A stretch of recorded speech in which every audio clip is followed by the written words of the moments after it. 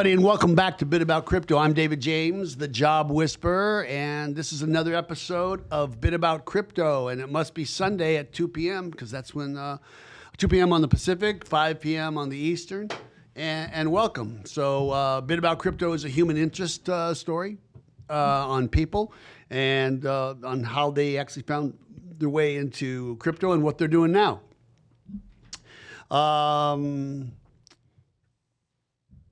We got a lot to talk about. Yeah, there have been a lot of things that have been happening in the crypto and the NFT market. It's just moving so fast. And our guest today is going to really comment on that because he's going to talk about how he's in a lot of things and how things are actually moving his way. And so he says that today's episode might be therapeutic for him. So I hope we don't disappoint.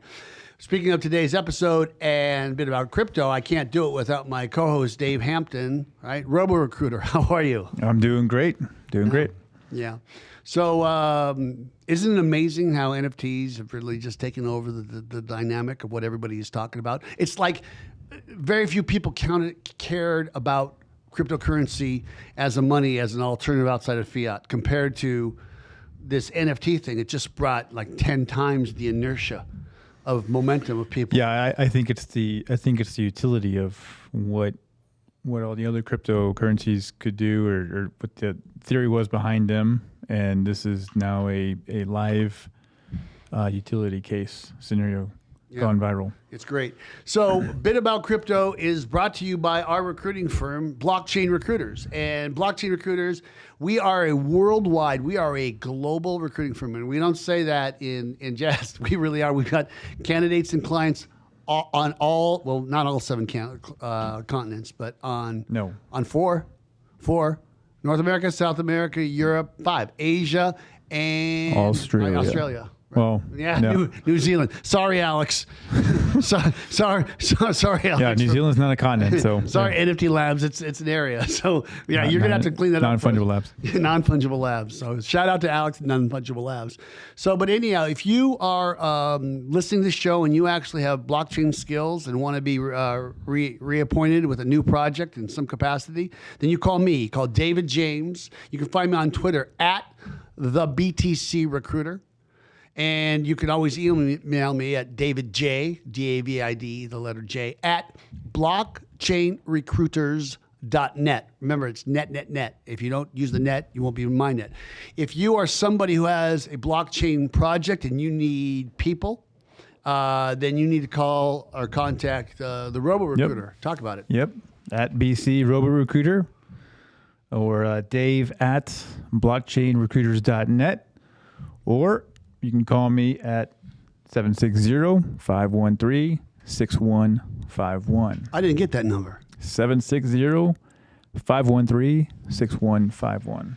So going forward, just a couple of housekeeping issues. Thank you for everybody for the nice notes that you've been sending. If you actually want questions and things we can answer, you can actually leave a comment in the chat. That's okay too. But speaking of the chat, we will never, ever send you any information on Telegram saying that we want you to send us money. Anybody who's reaching out to you from saying they're us, they're frauds. We don't do that. As a matter of fact, the purpose of this show is not to make any money. And we don't have a patron page where we're going to tell you which coins to buy. If you want to support the channel, please just hit a subscribe, a like, a comment, and I appreciate it. So, with no further ado, we got an interesting guest today, right? And he's got a very interesting way that he actually describes himself. And before we get to our guest, when you think of rivalries, right? We've got Alabama, right? Roll Tide, and we got Auburn, right? But what do you actually do if you're actually go to University of Alabama in Birmingham? Where does that put you? Well, it means you're more of a basketball fan than football fan. That's exactly right. Jason Watkins, Knocked ETH. Welcome to the show. Hey, thanks for having me. So let's go right to the part about you being University of Alabama, Birmingham. We'll talk about that. Well, what we were talking about, everyone has sort of this religious upbringing. All right, you're 12 or 13 years old, and you either just love Alabama or you love Auburn, and you don't know why. That's just what your family told you that you liked, and we're in talking about UAB. If you went to UAB, everyone in the state's sort of like, they could sort of come to an agreement that like we all support UAB. Everybody wants to see UAB win. So. Yeah, their little brother who just tries to get just to play. Yeah, that's right. We actually had a hiring authority at another company in another industry who went to Auburn, and when we were talking about UAB, he goes, "It's a fine junior college." That's what he say about UAB. Yeah, they call it a commuter school, and it's slowly evolving from that. Actually, you come in as a freshman, you stay in the freshman dorm, but. That's not the experience that I had because I actually transferred from a community college. I actually started at Jeff State, great community college. A lot of people that go into healthcare will oftentimes start there just to knock out some of the undergraduate requirements like history and your mathematics and things like that, and then they'll actually transfer. So that's what I did for my first year, and then when I registered at UAB, it was. Hi, welcome. You already got the college experience your freshman year. Let's here's your classes. Let's go. And I was just like, but I didn't get the college experience. I went to community college. Yeah. Yeah. I mean, I actually have always wondered why more people don't do that. Right. So anyhow, that's that. I think I did that. Right. So, but you did that because to go to UCSB, you got to go to Santa Barbara. Hey man, why are you so hurtful? Because you did the route that people did to get into UCSB. Who didn't want to study hard, right? Right. There's no way I'd have gotten in as a freshman because I didn't have the grades or the willingness. Yeah, I mean, part of the problem with UC schools is you got to be like in the top 5% to get in. So what are you saying about me? Obviously, you weren't in the top 5%. Not even once. Anyhow, I don't even know if I could personally recommend going to a 4-year school unless you're going into a very small handful of professions at this point. Hold on a second. We're talking in the 80s. We're talking in the 1985. Reagan era when presidents actually knew what they were doing. Yeah, right. I was a twinkle in my father's eye in 1985. Yeah, right. So I was in 81, so that's I get an important thing, right? Because I've said this because I look at my kids and I go, guys, these kids just got so screwed over, right? Because one of my kids, he graduated during the financial crisis of 2008, right? Yeah. And then my college. No, high school. High school. Yeah. But my two youngest kids, they actually graduated into COVID, right?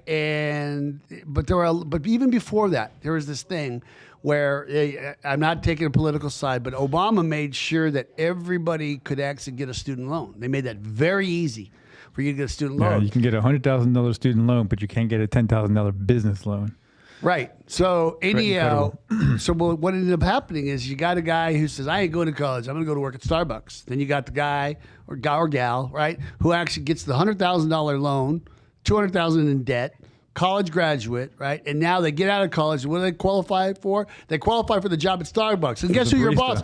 Who your boss is? The person that doesn't have $2,000 in debt and has 4 years of work experience, right? Now that's a metaphor for. So this whole thing about go off and get a college degree, it's being disrupted, and nothing is disrupting it more than crypto. NFTs, these projects, right? Because when I speak of equality, I talk about crypto offers marginalized people the opportunity to get in. What I say about that, I even consider myself marginalized in the situation that I didn't come from money, right? I'm not talking necessarily in socioeconomic or sexual orientation or those classes, but those things matter too, right? But the majority of people can't just come up with a $300 million bridge loan and buy a hotel. Right. That's right. And then most people, they don't have access to the seed round of funding of these companies that are actually starting up. You kind of have to know people. Most of these startup companies are going for people that already have money, and they don't really, they don't come down to Hueytown, Alabama and say, hey, I'm starting this job. If y'all want to pull some money together and help us start this company. And that's one thing that's happened in the crypto space is, granted, it's not a company. Obviously, it's not a company for a lot of reasons. However, it was available to everyone who wanted to get in early. and reap a lot of the same benefits of people who have these opportunities to invest early in businesses. And so to your point, it's really given a leg up to people who were not in a position to have exposure to those sort of early investments. You're pretty insightful, and I don't know you very well. I just trust the person, Zach, who actually said, "Hey, you got to talk to this guy on your show." And when Zach says you got to, I just trust Zach's sense of judgment, and he doesn't disappoint. So Jason, let's go back to you. So, are you born in Alabama? Right. Yeah, I was born in a community hospital we call Cooper Green. All right, that's just kind of the free. If you don't have insurance, you go and you go to Cooper Green. Mm-hmm. So I was born there in 1986. That's not far away from where we were living at the time, which was Midfield, Alabama. Now, Midfield was it's actually a majority African American community. All right, and so that's where we lived for the first 4 years of my life. Tell us about your mom and dad and brothers and sisters and what they did, how you lived. My mom and dad were 19 when I was born. Okay. My mother had graduated high school. Okay, and she was working for the city of Midfield at the community center there. It's like a rec center. They've got, if you wanted to play in a community, say baseball league, you would go there. And she worked the front desk, pretty much anything that needed to happen there. My father, he dropped out of school. He didn't finish high school, and was not. My father was like generally a very popular guy. He was considered. People tell me he was considered very intelligent, albeit maybe eccentric, and that he was obviously, like any 19-year-old, not in a position to have a kid. And nonetheless, here I'm come. So mother and father got married early in my mother's pregnancy, and after I was born, so he was at the time what you call a fabricator. Okay. Most like people would in a machine shop. Exactly. So they had like a true machine shop with a machinist talking about things that people should consider besides college, machinist. And he was a fabricator. So he would take and he would fab up from scrap pieces, whatever needed to be made. They would show him the prints.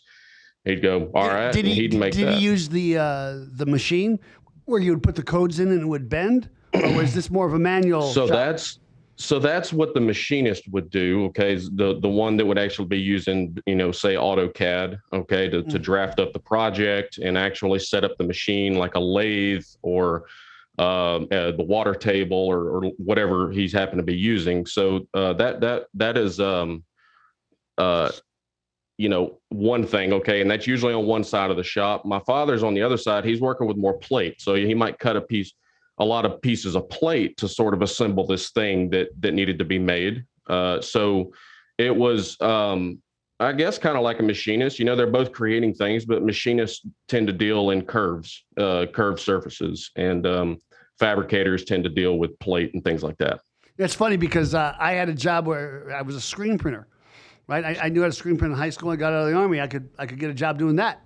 And I worked in a metal fabrication plant, and I learned about that they needed a screen printer. Like anybody can actually do the metal fabricating, but the screen printing, like putting the logo on or where all the buttons go or the volume numbers 1, 2, 3, 4, 5, that has to be shot and screen printed on. And wouldn't you know that the last thing that anything gets done is screen printed, right? After it's like powder coated or painted or whatever it needs to be, chassised, right?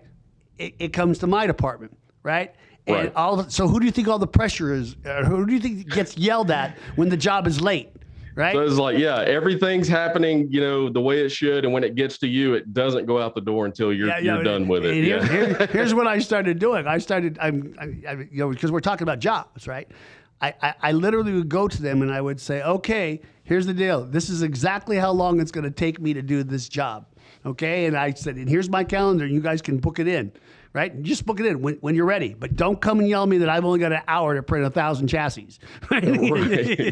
Yeah. Schedule an appointment. I'm busy, No. right? It just wasn't fair. It just was. Yeah, right. It's called managing expectations. Yeah, that's right. But So you under promise and then over deliver. yeah, right? well, they overpromised and over expected, and there was we were talking about the two bosses. It got to the point where I was kind of reliable. Like, hey, you're amazing. And one day I was just thinking about you were talking. I was in there. I said, today's my last day, and the guy said, well, why don't you leave right now? I said, even better. So He's just like, I was going to give you the courtesy of 2 weeks, but no, offered. I was going to give you the courtesy of 2 more hours. So just tell you where everything is, but yeah, do you? But anyhow, okay. So what is your life growing up? Did your mom and dad stay together? No, that didn't. You know, as you can imagine, they weren't necessarily soulmates. So we were living in that house in Midfield, and it's actually I don't remember seeing a lot of my father around. I had these little blips of memories, maybe even as early as 3 years old. Wait, is your father no longer with us? I actually reconnected with him a couple of weeks ago for the first time I've seen him in 15 years. Oh, okay. So I'm accustomed to speaking in past tense. Got it. Because it was all that I had there for a good while. Yeah, I understand. I remember the fight. I remember being in my bed and a bunch of yelling and screaming, and my mom comes and gets me, and we leave. And next thing I know, we're sitting in a driveway of a house that I wasn't familiar with. It come to find out is my grandparents' father. This is my great grandfather, mind you. He's living in this house. He's living alone. He was a functional guy, despite being had to have been 90 years old by then. And she's on the phone saying I need a place to stay. And they convinced my great grandfather to let us in the house so we could stay there. And that's where I lived till I was 18 years old. So when you're in high school, what did you do? Did you sports? Did you like science? What was your jam? That's an interesting question. I didn't do school at all. I still remember in kindergarten, everybody had these cool pencils that we were getting out of these machines, and you put a quarter in, you do this, and the pencil will come out. And I remember all the other kids, they wanted this specific pencil, and I got lucky and I got one. And I was sitting there holding this pencil, and I would look over at the other kids, and they were all sort of showing off their pencils, and I had this feeling like they wouldn't want to see my pencil. And that was, I don't know why. I don't know, what that is, where it comes from, but as one of my earliest memories is just being on the outside looking in. Dude, I guess I got say. straight line identity with that. And I bet you David does too. I mean, yeah, it's welcome to our tribe. I'm glad to hear that there's a tribe, because it was, and the rite of passage is this pain and perseverance. That's the rite of passage. There was some pain, yeah, and so I did not. I remember same class, since while I'm in kindergarten, they handed out an assignment, and the assignment was to cut out this airplane, which was 2 pieces. Cut a slit in the fuselage of this airplane and slide the wings through, and there you've made an airplane. So you're supposed to color it and then do that. And when I got handed mine, I was like, well, if I wait 10 minutes and let someone else turn theirs in, then I know that's been enough time for me to just stand up and put mine in the box, because I'm not doing that. I want to go play with blocks or whatever. I had no interest in school at all. Now I got to the 6th grade. It wasn't until the 6th grade. I actually failed the 5th grade. But when I was standing there and my teacher, nobody fails the 5th grade. Just 2 educators. No, listen to me. Nobody fails the 5th grade. He's getting to it. He's getting to it. I just want to say this: the curriculum or the teachers are irresponsible, and for whatever reason, you were held back. You didn't fail. You did well. What they ended up doing is I saw I was standing there. The teacher wrote my grade, and couldn't tell you what it was. It probably wasn't science. And it was a 58. Okay, and 58 means that you're going to summer school. And she erased it. And she erased it and she changed it to 60 and said, all right, you passed. And so I got through the 5th grade.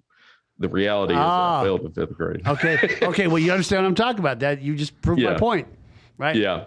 So, so I get into 6th grade. Now we moved to middle school. It used to be called Pittman Middle School. And I had this teacher's name was Mr. Fritz. Now, Mr. Fritz had a tremor. Okay. It just in his sort of resting state. Okay. He kind of had this tremor with his head. As far as the kids were concerned, no one knew why. Okay. What had actually happened is, he fell out of a window when he was a kid. He had a brain injury. And so he had developed that resting tremor. Okay. So anyway, he was a science teacher, and, he covered everything from space to biology, all your major subjects. Okay. And sort of really just hitting the historical high points. Okay. And that was, I finished that year. I made 100% on every test, plus the 5 bonus points that you get on the bonus question. I did not miss a single point for that entire year. I had made like 110% in the class. And I almost failed all my other ones, so it was like D, D, D, D, A, D, and so he was the first teacher that I ever really looked up to and respected a great deal, because I was very much interested in what he was teaching, and I was much less interested in what everyone else was teaching, or at least their ability to teach. But come into high school, again, I'm not doing school. I had 2 very close friends. One was my next door neighbor, Cody. I've known him since that kindergarten class I was telling you about. He was actually at my house a few weeks ago. We've been friends 30 years, and I had another close friend as well. But I didn't associate with him. I didn't go to dances. I didn't go to sporting events. I wasn't in any clubs. I would continue to make D's in all my classes until the 11th grade, the 10th grade. In the 10th grade, I had a teacher. His name was Mr. Kirkham. Mr. Kirkham taught geometry. And it was the first time, up until that point, we had been doing algebra or the other basic maths. We'd been flipping numbers across the equal sign, which was meaningless to me at the time, and it was the first time in that geometry class that he drew a shape on the board. He applied numbers to it and showed me a practical purpose for math. Again, it was like it was the time in my life right there. I would equate to when I figured out what an NFT is, when it struck me what an NFT is. That was like one of the true epiphanies of my life when I saw him put these numbers on a shape. And I excelled in that class. The very next semester, I actually took the class again, but I took the advanced portion, and I finished out the rest of high school with what they called an advanced degree and was making straight A's in all my classes. So that was kind of life-changing for me, that teacher. Albert Einstein failed 7th grade math. Did you know that? I believe it. Yeah, he failed. He was dyslexic. I don't know. No, he was. He was dyslexic. He was dyslexic. Yeah.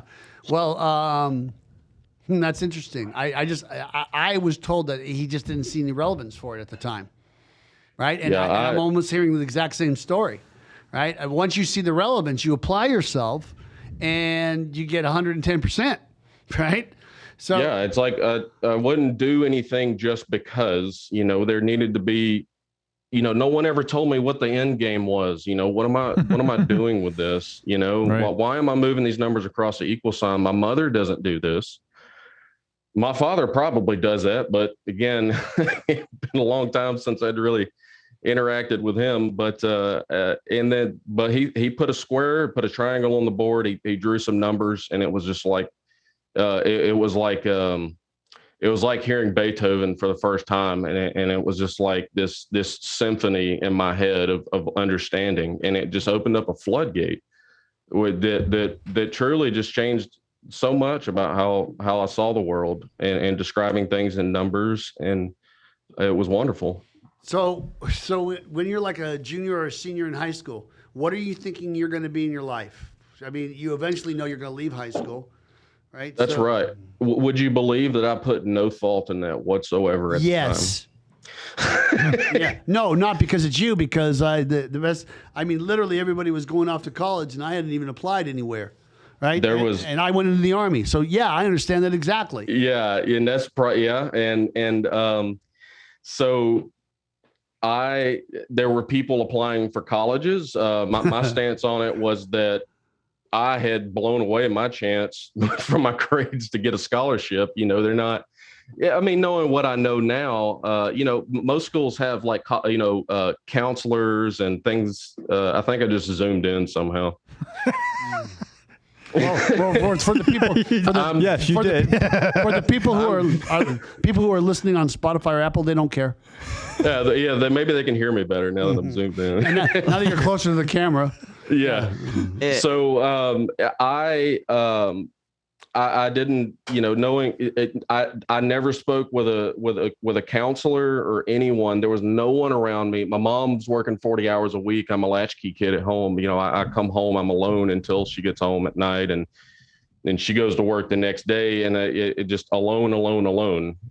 And so no one talked to me about these things. No one ever told me how to apply to college. When are you supposed to submit your application? How do you apply to scholarships? It was all completely foreign to me. I just knew other kids were applying, and I knew that those kids had more money than I did. And I knew that there was no money that I was going to college. So I was 17. When I was 17 years old, I woke up one morning. I still remember this like it was yesterday. I woke up, I sat up out of bed, I put my feet on the floor, and I said, I'm gonna join the Navy. And when I was 17, I joined the Navy. I had my parents sign some paperwork so I could do that. I finished high school, but it was 2 weeks after I graduated high school. The military doesn't pick up the phone and call to make sure that it was your parents that really signed. Asking for a friend. Asking for a friend. Yeah. I'm sure the recruiters, if I'd I actually, a friend of mine actually he dropped out of high school and he went to, I don't remember. It was a small little private school at a church somewhere, and he convinced them to fabricate a high school diploma. And then he joined, because he was joining the Marine Corps. And, he basically told him just like, look, I'm either just going to suffer and not make it, or you could just write this up so I can join the Marines and have a shot at life. And so I joined the Navy. I graduated high school right around May the 13th, I think. And 14 June, I was on an airplane to Great Lakes, Illinois for boot camp. I never, Where were you stationed? So after boot camp, I trained as a welder. All right. Because I was in the recruiting office and they said, what do you want to be? I said, I want to be a corpsman. I want to get in the medical field. They said, well, we're not taking corpsmen. I was like, okay, well, my dad. Which is ironic because this is an 03, isn't it? This would have been 2004. Yeah. So this is like in the middle of this is like 3 years after 9/11. That's right. And how are they not taking more corpsmen, dude? I mean, I think, and we're also in Iraq at that time too. Yeah. Usually what it does is they take that rate and they look at how many people are in each rank. And I think everybody that was in Alabama, there's a lot of healthcare. I mean, it's like healthcare is like literally our biggest industry, really. And I think, I was went down to Montgomery, and for whatever reason, everybody was wanting to be a corpsman. And I guess they just get to a point where they can't it's stack any more oversaturated. back here. Yeah. And so I was sitting there in the chair and I was like, well, I didn't think about anything else I wanted to be. And so what do you want to be? And so I said, well, my dad's a welder. I guess, do you have welders? And they said, yeah, you be a hull tech. So I was a hull tech and they messed up after boot camp. I was the last one that didn't have any orders. Wait, a mess up in the military regarding orders? There must be a mistake. Yeah, they're pretty efficient. Navy's pretty efficient. The military runs as a well-oiled machine. This is the first time I've heard of that. But go on. Right. Fourth for good, you know? Yeah, I was sitting in my class, which was toward the end of like welding school pretty much, or damage control, which is like firefighting. And it says, everybody got their orders? And the whole time I was just like, they'll work it out. I wasn't worried about it. I got to go somewhere. And it was just, being kind of naive. No, but really all you were doing was going to the chow hall into your bunk, right? And just waiting. Right. I was just waiting. Which is some good duty if you think about it. Yeah. And how long? Yeah. Because initiative is kind of punished in the armed forces, man. If you take initiative, it's not. Yeah, it's not looked upon. It's not like the private sector where initiative is expected. It needs to if any initiative needs to happen, it needs to get to the exact thing that you were told to do. If you, a lot of people make the mistake of, well, I could do it better this way. Yeah. Just No. Like this. You're looking at a guy who actually made E4 3 times. I made E4 3 times because of that exact thing right there. And I couldn't, I know I had the right to remain silent. I just lacked the ability. So anyhow. So I was sitting in a classroom and they said, everybody got orders? I said, I don't have orders. So they pick up the phone and I was sitting in the classroom and somebody says, and he sets the phone down and says, where do you want to go? And I was like, I want to go to Italy. And he says he wants to go to Italy. And then he hangs up the phone and it's like, all right, you're going to Italy. And so that's good for you, man. Way to pick a spot where. Hold on a second. Yeah, because we live in San Diego, right? I live right by the Marine base, Camp Pendleton. When I say I live there, I'm like 2 exits away. And David, he lives close to Miramar and all that stuff. And I never hear about anybody in the Navy say, "Yeah, I just had duty in Italy." I know. That's right. Yeah. So how did that happen? So where in Italy did you go? Yeah. So there's really only one base in Italy, and that's in Naples. And the flagship was there. I forget the name of it, but that's where the admiral of the 6th Fleet was actually stationed. I was in a little place called La Maddalena, Italy. Okay. Now this is not on the boot, mind you. This is in Sardinia. Let's say shin high on the boot, you've got Corsica and you've got Sardinia. They're right. It's 2 islands right across from each other. And not on Sardinia, but a little speck of island that was off the northeast coast of that is a little spot called La Maddalena, Italy. And the Navy had parked a ship there for whatever reason. And that's where I was stationed on the USS Emory S. Land. And it was a submarine tender, not a submarine, a tender. We were a repair ship.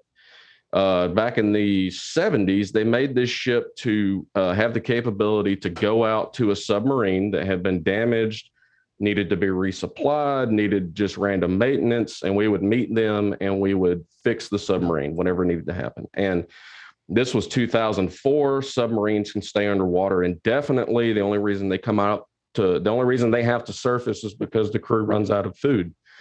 And they can pretty much go where they need to. So they would come meet us. The ship sat there for virtually the entire year, with the exception of 2 3-month deployments that we did. And I had an apartment out in town. Again, there was no real base. As an E1? No, not as an E1. I had to, I was staying on the ship until I was an E4. I got an EP. I got an early promote to E4. Okay. And then I was allowed to go. I had a roommate out there, and I worked a 8 to 3:30 job like anybody else. It just happened to be in paradise. Yeah, and you got to celebrate awesome food and beautiful Italian women. Yeah, it was truly at the time 19 years old. I was there 3 years, and it was just the most magical experience of my life, and what was the greatest influence on who I am today. So you okay? You're a whole tech. You weld. You got a sense of purpose, right? You understand a part of something, you know. Yeah. You understand math. You got a regular check. You get your teeth fixed, right? And don't steal, and you don't disobey the rules, and don't be late to watch. Yeah, formation as we call it, right? And don't miss a movement, all that kind of stuff, and life is good. So 36 months go by. Now now you're coming on 21. And I know the re-up officer showed tell you some lies about if you stay in the Navy, but you thought about something else. So what happened? Well, I actually had a buds package put together. Tell the audience what a buds package is. Oh, so well, the only way I was staying in is that I would do it if I was a SEAL, and I'm not even saying I would make it, but I had the package together. I'd gone in the dive chamber and had to get some fillings drilled out because there was an air pocket in there, which is a long story. And there's on average at the time there was, buds, there's anywhere from on average 85% attrition rate. Hold on a second. For our audience, that's basic underwater demolition school. Yeah. So basic underwater demolition school. It's a school to get into Navy SEALs, right? To be a Navy SEAL. Yeah, and the failure rate's like 90%. Yeah. And so during the summer classes, I think they've gotten it up to about, 40, 50%. It's the winter classes. You have it's cold. Anywhere from 1 to 5 people.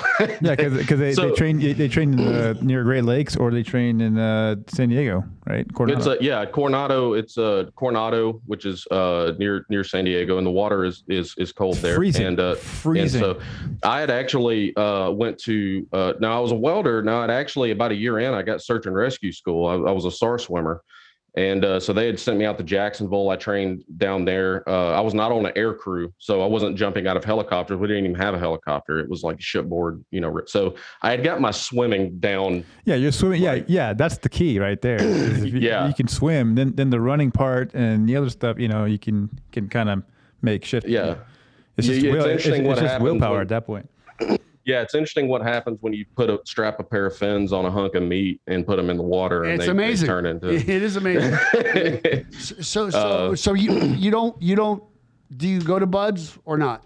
No, I got out. Yeah, okay. I got out. I said, really, I was exercising what I would call these days risk tolerance, and the chances were not good, it's because I never dug that deep in my life to this day. I mean, I've never dug that deep in my life to do something like go to Hell Week and spend 5 days on my feet, and it was, and if you fell out of buds, all right, if you ring out, you go back to the fleet. Yeah. You go back to I was done with the fleet. And so, mad respect to anybody that's gone there and completed that training but I went home. Mad respect to anybody who's gone and failed. Yeah. Mad respect to every man or woman, but man, right? Yeah. Who actually had to ring the bell. Yeah. Right. That's right. And women are even eligible for it now. I'd have never made it. I'd have never made it as a SEAL. So I had so I got out. And we'd actually gone through the Panama Canal at that point, and we're in Bremerton, Washington when I was discharged. I actually drove down what's that western 5, long road? The 5. Yeah. Drove down the 5 through Redwood and all the Yosemite down to San Diego. Yeah, stop right by my house. We'll eat. That's our freeway. I met my buddy that I told you had his diploma fabricated. I won't say his name, but he was down in San Diego, and then I drove straight across to Alabama for 24 straight hours, and I'm glad I survived that. It only took you 24 straight hours to get to Alabama? You didn't sleep? Well, I stopped in Tempe, Arizona, because I had a lady friend there, been keeping in touch. Oh, Yeah. so from Tempe, it took you 24 straight up. Yeah, from Tempe. Okay, I was gonna say. And after he saw the lady form, I've driven from Dallas to LA, and that is 22 hours straight. No, after you saw the lady I was like, friend, man, you must. I mean, that's like some. He had some good memories, and he had a new motivation from the lady friend, and that carried him all the way to Alabama. So, isn't there an incredible freedom when you're like just getting out of the military? Like It was unbelievable. Yeah. It was like my whole world was this tunnel I'd been in the military.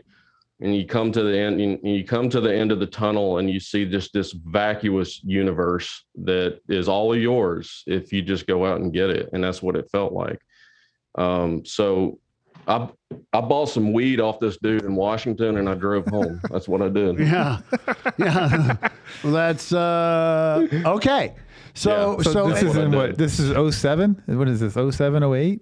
08. yes. 08. Okay. So then, how did you find yourself? What was your life? I mean, what? I'm guessing you went to school, right? Or you became a welder?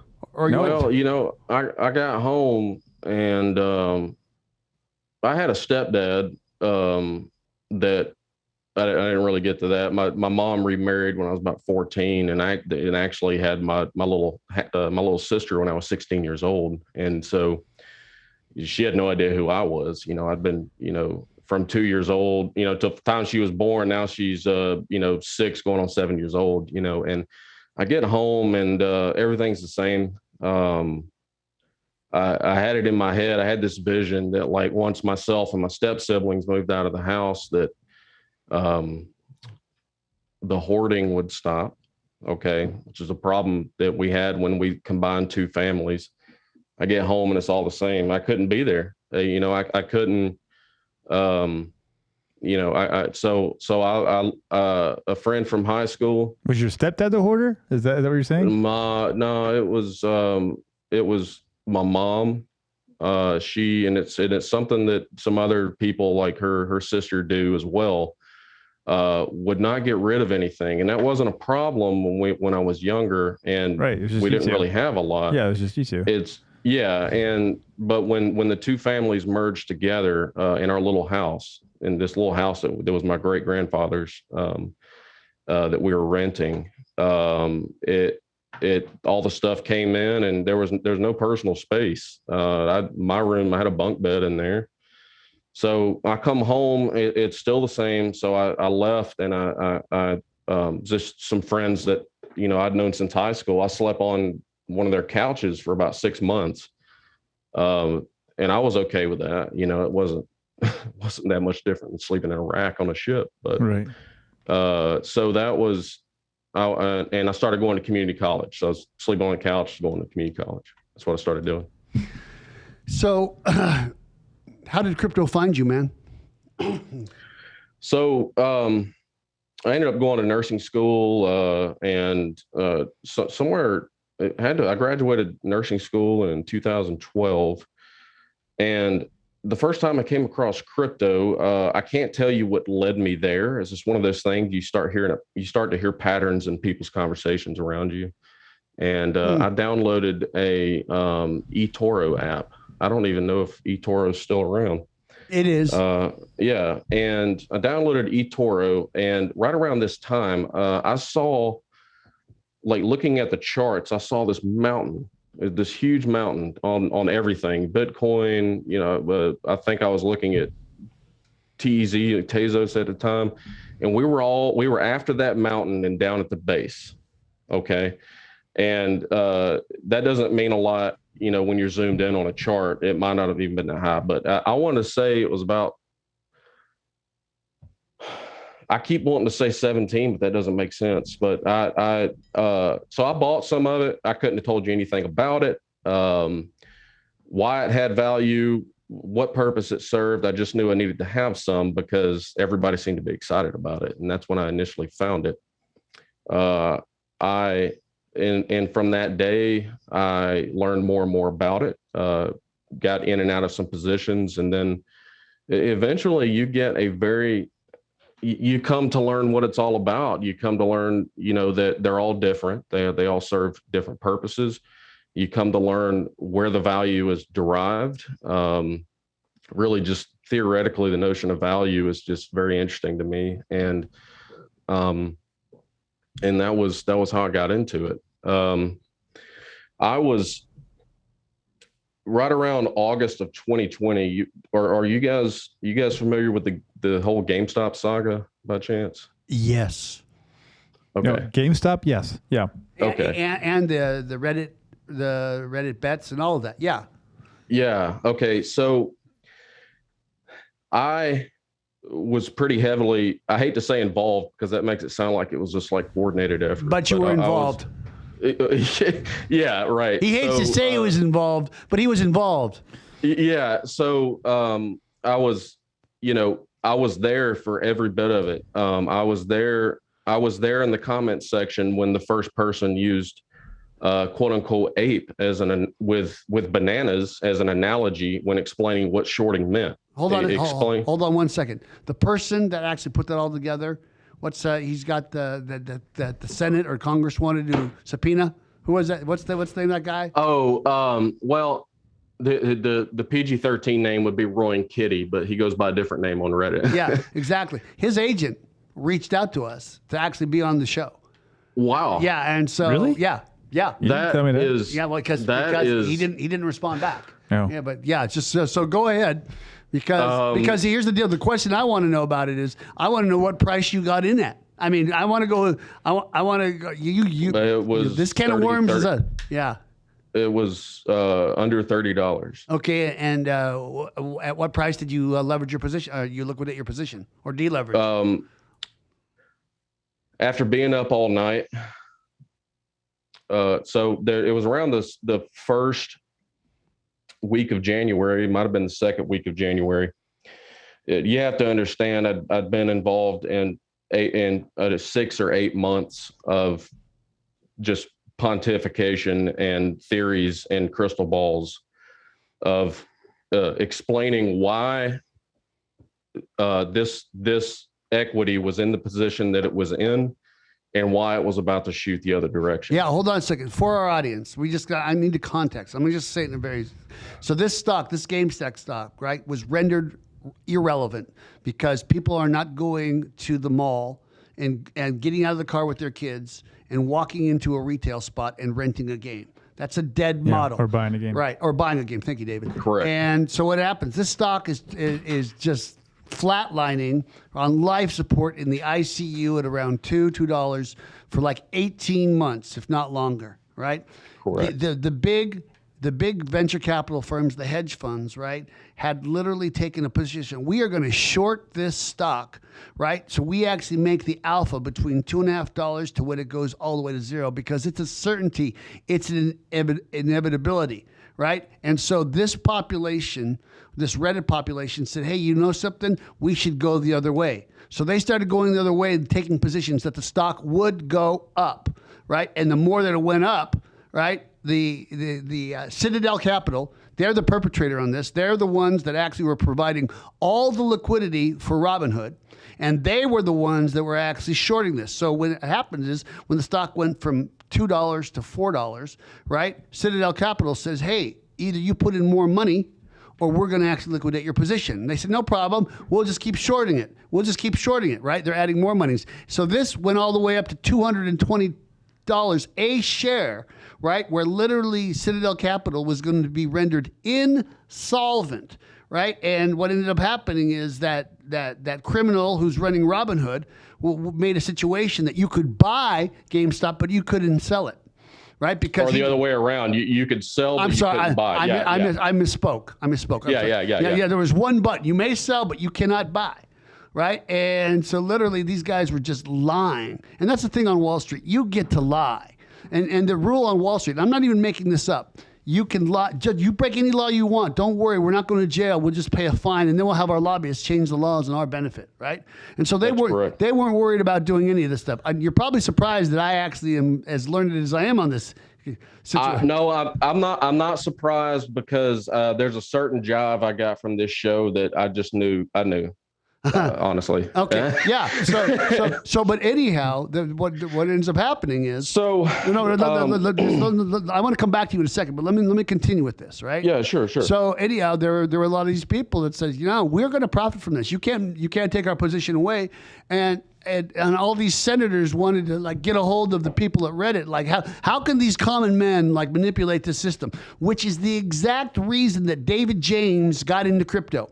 David James saw in 2013 that I actually am working like a slave for this fiat currency that they can print as much as they want of, right? And they can find me and they can be rent seeking, and I got to pay in fiat currency, right? And I got to keep paying, and the worth and the value that I have is going away based on this thing. And I realized when I got into cryptocurrency, right, we're a movement and a revolution, and this is breaking this machine from the inside out.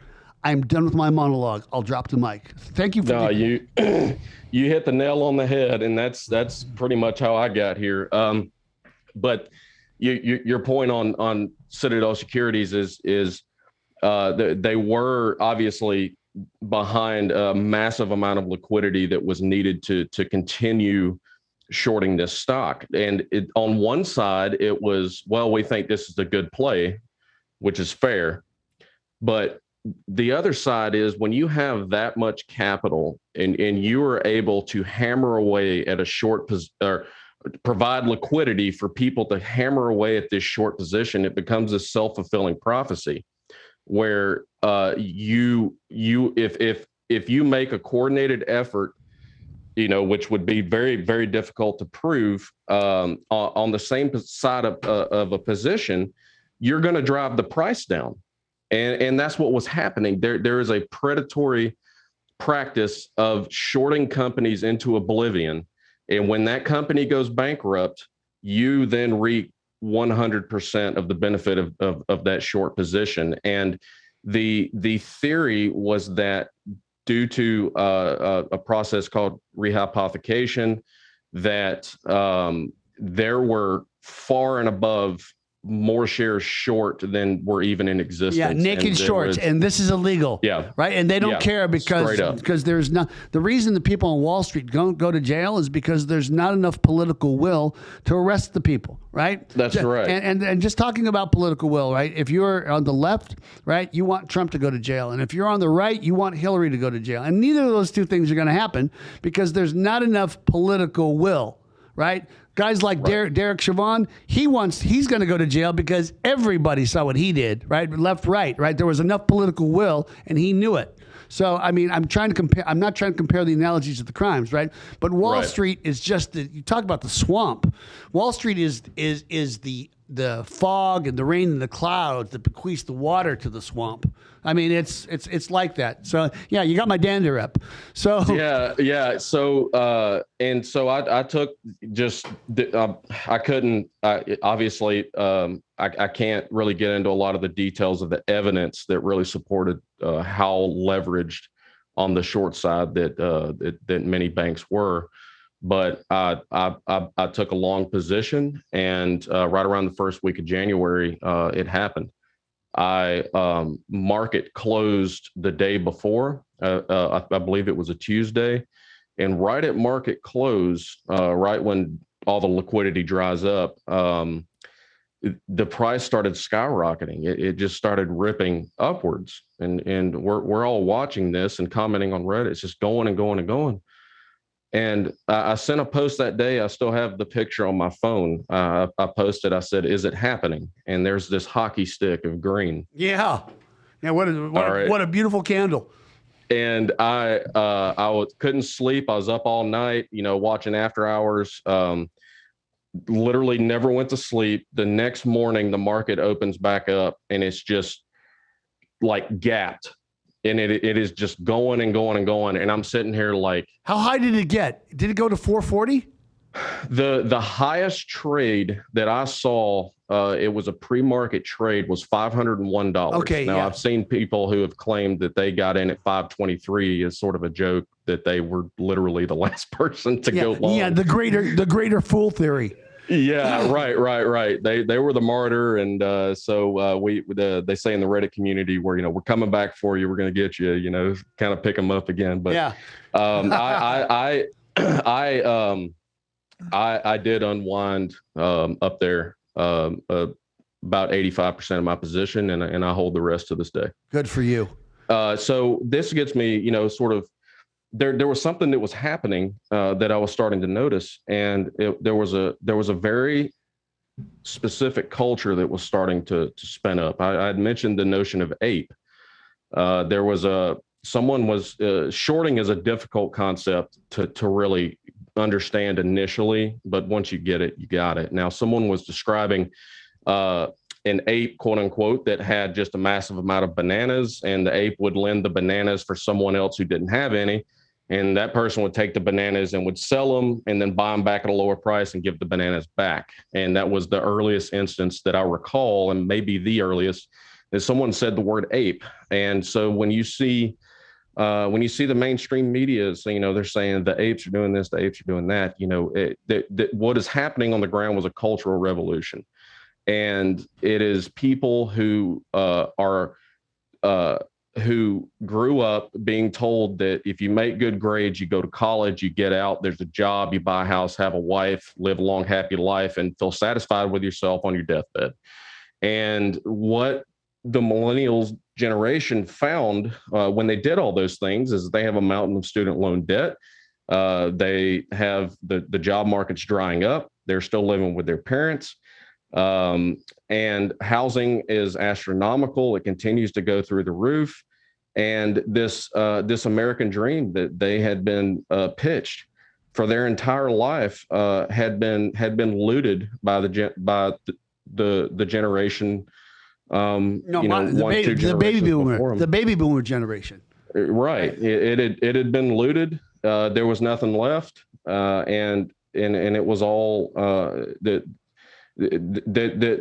ape culture is a group of disillusioned, primarily millennials, that just got sick and tired. And we run into COVID-19. Everybody's at home, they're bored, they're getting into stuff like the prices on baseball cards and basketball cards start shooting through the roof because they're collecting these things again, and they're also collecting crypto, and they're also collecting NFTs. And so we saw, I believe that was one of the greatest contributing factors of really the rise of the NFT market that really got traction right around May of this year. And the culture that I saw bubbling up in 2020, about early or to mid 2020 until today, really started rolling over into the NFT space. And our window into that is in the language. We still see things like diamond hands, paper hands, YOLO, rocket, moon, ape, all of these things, all these words, they started in early Wall Street bets. Now, mind you, anyone that is really into GameStop no longer uses Wall Street bets. It's been overrun with. It's been infiltrated with tourists. With tourists, exactly, but really more paid accounts. Wherever the money's coming from, you could speculate all day. But there's paid accounts that have infiltrated with the goal of monetizing that. So. The media still, I pull up my Thinkorswim and I look at, you see this meme stop thing pop up, this article, and it's like, what's Wall Street Bets talking about today? Yada, yada. No one who is there, no one who really keeps up with it hardly uses Wall Street Bets anymore. It's migrated to another subreddit. And I'm not even going to mention the name of it. No, just please don't. Please don't. Yeah. And we're not even there anymore. And the short of it is, I think money came into Wall Street Bets. I mean, I'm speculating. This isn't truth, but I believe that some more establishment like Market Watch and things like that have sort of commandeered the potential of retail trading and seem to be controlling the narrative. I believe money has made it to the mods. In fact, I know it has, because the founder of Wall Street Bets, who was not even present during the GameStop thing, he'd been gone for forever. He comes out of the woodworks and sells his life rights as the creator of Wall Street Bets for these for like book deals and movies. Yeah, like Craig Wright. Like Craig Wright. I am Satoshi Nakamoto. Yeah. The creator was never there, for any of that. Well, I just want you to know I'm about to get my patent and license on Bitcoin. I actually have the intellectual property. So everybody will pay me. Right, because why not? I mean, I'm the first one to do it. Hey, we're running out of time, so can you tell me about your NFT project and what you're doing?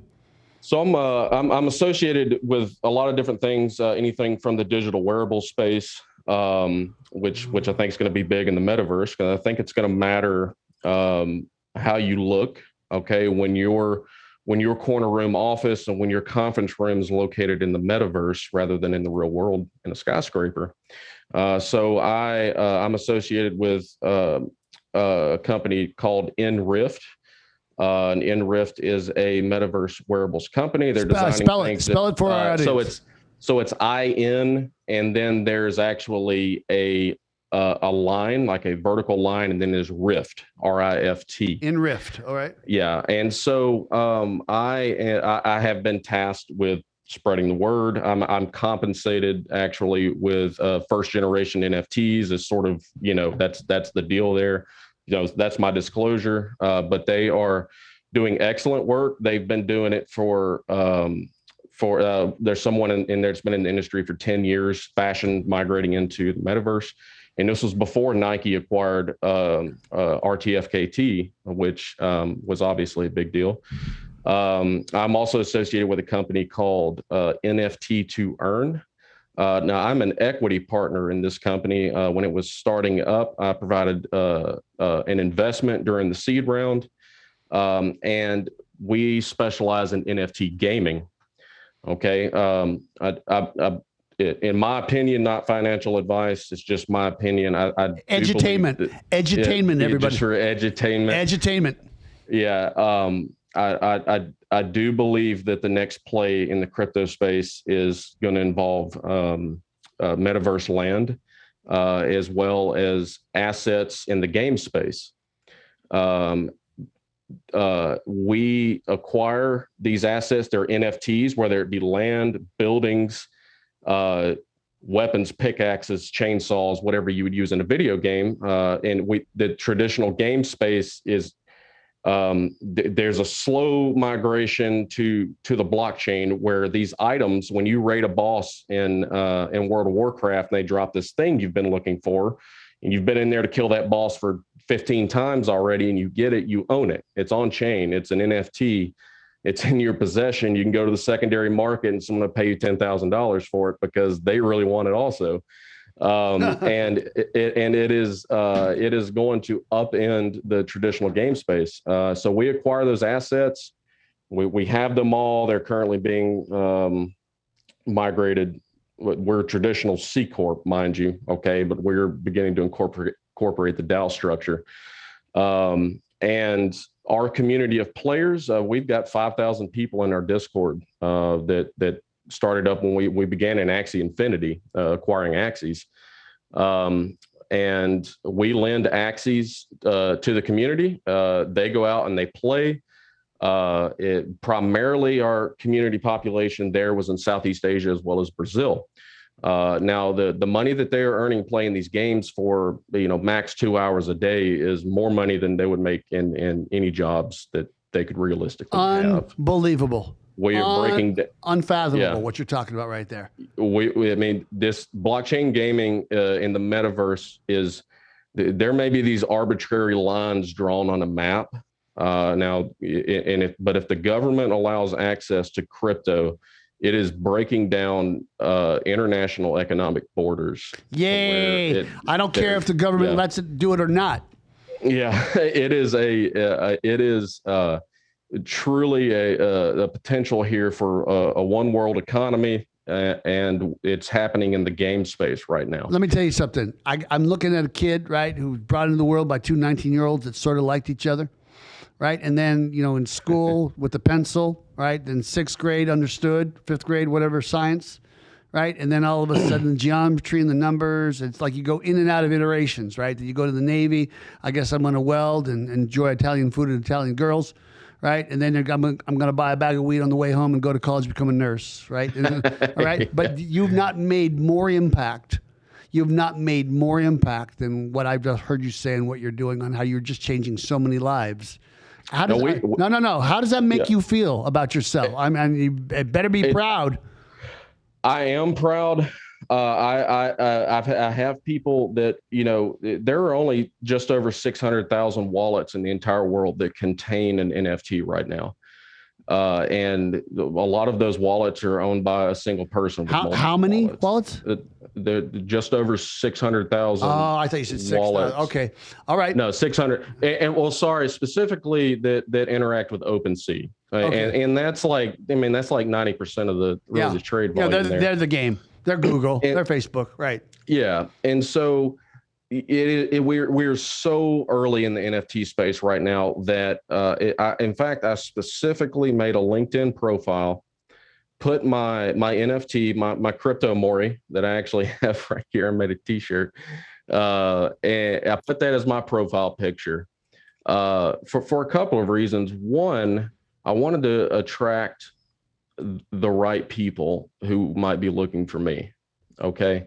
And the other reason is I think it's kind of fun to see somebody really get their jimmies rustled over not having my profile picture as my LinkedIn profile. Yeah, specifically LinkedIn, right?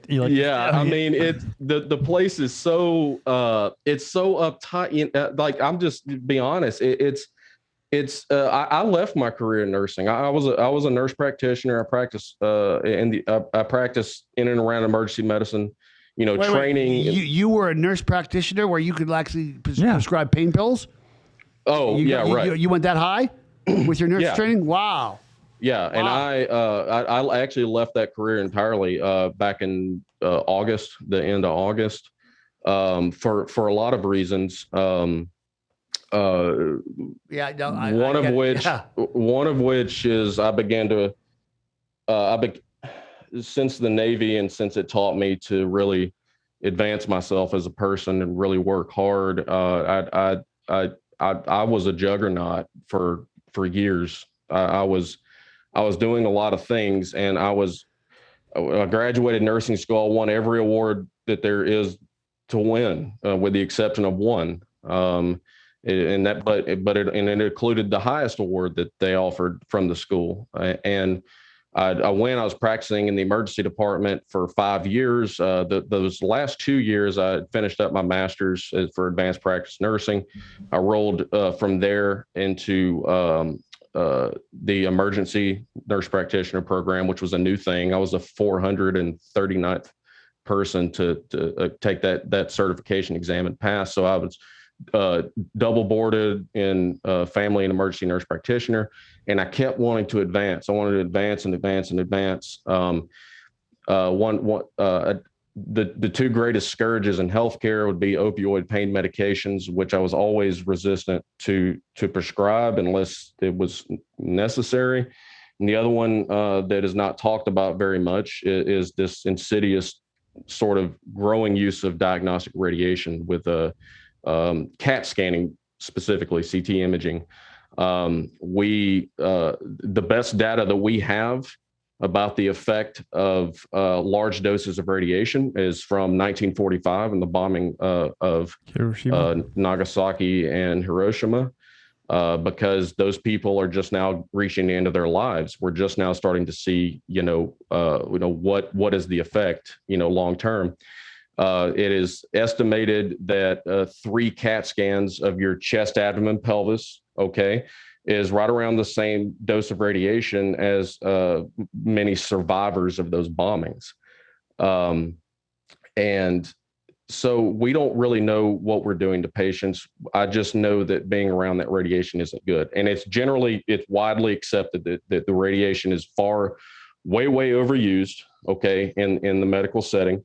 And I, in my position, did everything I could to be a clinician and to make decisions based on the history and the physical exam and the evidence that I saw in the room, and to avoid CAT scanning at all costs. And there's a lot of tools that really help a person do that. Unfortunately, most of my practice was filtered through one, could be any physician, up to 12 physicians that have me working that day. And they're all great. I love those guys to death. I have nothing against them at all. It's just when I did 99% of the work and they haven't met them yet, they just have a tendency to, well, let's just do the CAT scan so we know that the answer is correct. You know something?